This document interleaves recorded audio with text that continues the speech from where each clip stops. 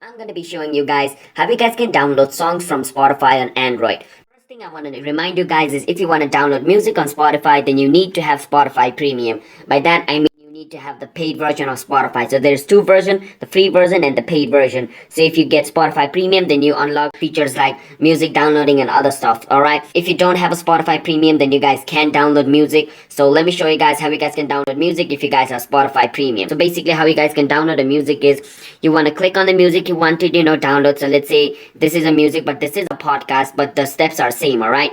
So what you want to do is once you're on the song or on the podcast or whichever audio you want to download, you can click on this three dot, and after clicking on this three dot, you want to scroll down and there's a download button over here, as you guys can see. So if I click on this download button, then it will start to download, alright? So it's pretty much similar for the music as well. You just click on it, it's gonna start to download.